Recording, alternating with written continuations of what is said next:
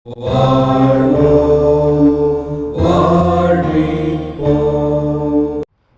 கர்மாவை கழிப்பதற்கு இந்த மண்ணில் நமக்கு அதிகமாக உதவுவது எதுன்னு சொன்னால் அது அக்னி தான்.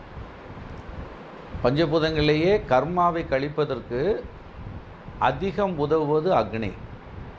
கர்மாவை சுத்தப்படுத்துவது நீர். கர்மாவை நமக்கு கொடுத்து கொண்டிருப்பது மண். கர்மாவில் தெளிவை தருவது காற்று. கர்மாவிலிருந்து முழுமையாக நம்மை மீட்டெடுப்பது ஆகாயம். அந்த மாதிரி அந்த பஞ்சபூதங்களும் 5 நிலைப்பாட்டில் வேலை செய்யும். அதனுடைய தன்மைகளை நாம் முழுமையாக தெரிந்து வைத்திருந்தால்தான் நமக்கும் அந்த பஞ்சபூதத்தினுடைய சக்தியை பெறவும் முடியும், பஞ்சபூதத்திற்கு தக்கவாறு நாம் வாழ முடியும். ஏனென்றால் பஞ்சபூதத்தினுடைய நிலைப்பாடு தெரியவில்லை என்றால் கர்மா விட்டு மீளவே முடியாது.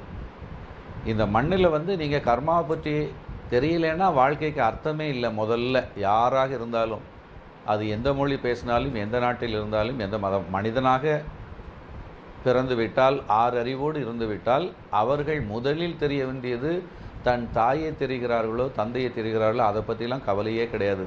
அம்மாவை தெரியலைன்னு அந்த குழந்தை வாழாமல் போகாது, ஈடேறாமல் போகாது. அப்பாவை தெரியலைங்கிறனால அந்த குழந்தைக்கு வாழ்க்கை இல்லைன்னு சொல்ல முடியாது இல்லையா? ஆனால் கர்மாவை தெரியலைன்னா அந்த குழந்தைக்கு வாழ்க்கை கிடையாது.